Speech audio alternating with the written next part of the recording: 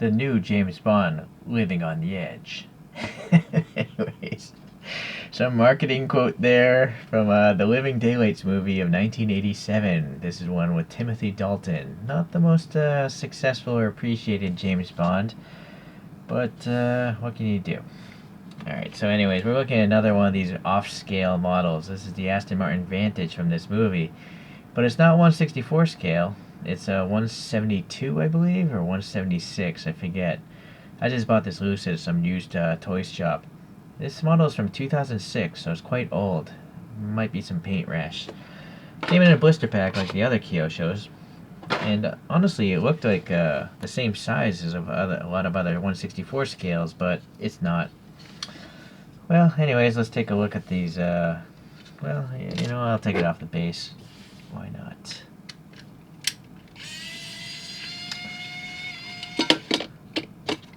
Okay. So it's a real shame. A lot of people are listing these as 1/64 scale on eBay, and I message them, and they just don't know. But they're not 1/64 scale. Anyways, so you can see it's got these slide-out skis because they're driving, I guess, on a frozen lake or something in this movie. And yeah, it looks pretty good there. It also has like a jet thruster, and I do see that here, right? So that's pretty good. Even the GB sticker there. So it looks pretty close to the movie car, although this one's actually got missiles protruding out of it as well. Sorry, let me get this tire fixed here. It's gonna distract the review. I will say this is based off of the Aston Martin V8 Vantage Series 2, which was produced between 1977 and 1989, and I think a little over 500 of them were made. But the James Bond car modified by Q, it's supposed to have tire spikes as well, and heat-seeking missiles here that came, I guess, behind the fog lights. Yeah, alright, I guess, well, they're actually, these must be the fog lights folded down. That's their impression of the fog lights. And then the heat-seeking missiles.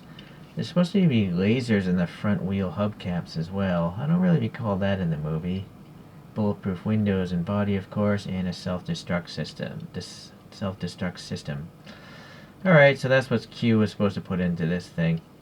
I don't know if this is an ejector seat or not either, but I do see it on the real photograph. You know, some sort of cover there. This is a nice paint. It's like a metallic gray. Yeah, it's pretty good. And then you can see it's got the Aston Martin outline there. And actually the panel gaps are really tight. Very good. There's some silver paint around the window trim, even wiper blades raised and painted black. And then you got 4 pieces of clear plastic here for the lights here, so that's very nice. Well, these are kind of weird. I don't know if they're hollow or what. I don't get the, well, maybe they are solid. Alright. The license plate is accurate to the movie car. I believe this is actually, in reality, this is like a 1985 year car. Yeah, kind of goofy looking missiles, very comically large, blobby. Alright, separate chromed plastic bumpers, nice. A raised painted turn marker there. And then we got a little printing here. I don't know if that's legible. Let me zoom in on this one. Look at that. It says Aston Martin something. I don't know. There's an A. I don't know what that is, but we gotta remember, this is not 1/64. This is smaller than 1/64, and yet there's legible text right there. Good job, Kyosho. These retractable skis here. I guess they're supposed to come out as the side sills there. Raised painted silver. Blobby mirror, no paint. Black molded interior, typical of Kyosho. I am curious though. Let me get the flashlight. I want to see if there are any weird buttons or switches or something on the inside of this guy. Unfortunately, yeah, I don't see any additional TV screens, or it just looks like a normal car interior. Okay, well, now we know. This side of the car, You know, you got the attempt of a wire mesh wheel. I guess that's as good as it can get at this scale. And then a separate chrome bumper here in the back. And then we got the clear tail lights with pretty good color separation. Clear, orange, red. The GB, the Aston. Oh, the logo on the back looks better than the front, I think. I don't know if I could focus on it.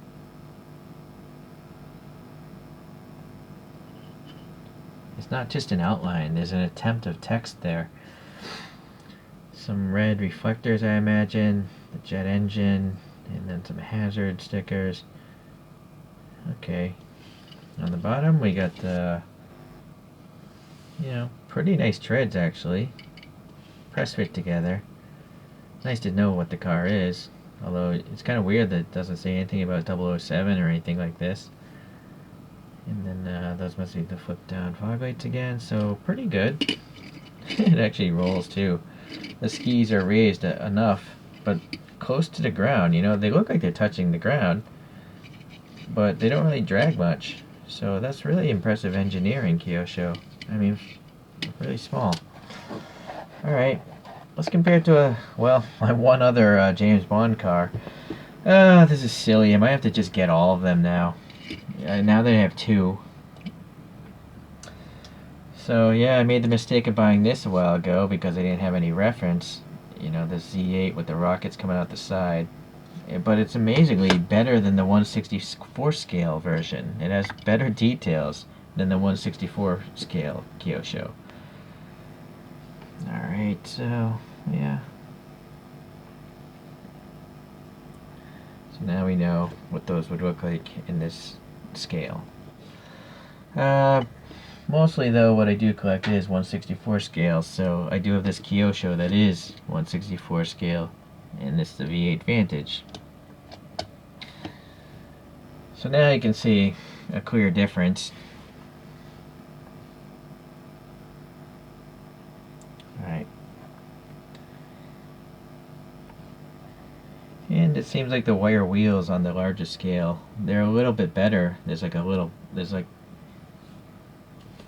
What is going on here? Yeah, those are much better wire wheels. I'm not sure how, I think it's backed by like some black plastic. Maybe this is a two-piece wheel, like black in back and then the silver front, and it's trapped by the tire. But I don't know for sure. Okay. Alright. So, that's it. No real reason to compare much that's out of scale, right? Alright, well, yeah, I love to, as a kid I just watched so many James Bond movies that it's just ingrained in my mind. I remember this scene vividly. I've probably seen this movie like five or six times just on cable TV, reruns and stuff like that. So, I don't actually watch the new James Bond movies though. The Timothy Craig or something Craig model? Daniel Craig is his name, I believe. I don't really watch those. I don't go to movie theaters anymore. So, James Bond to me existed between when it started in the 1980s, and then in the 90s it just started tapering off in my mind. But I do appreciate the cars, all the gadgets and gizmos, so yeah, don't be surprised if there's another video in the future where I get another one of these James Bond vehicles, even if it's not to scale. I just don't see anyone else making these in 1/64 scale. Ideally, it'd be Kyosho. Why wouldn't they just upsize the CAD files and make them again? I think they would sell. What about you guys? Would you buy 1/64 scale James Bond models that looked as good as this? I definitely would. I mean, heck, I'm probably gonna buy these since it doesn't exist at the larger scale. Alright, well, I guess I'll see you around, and just remember, shaken, not stirred.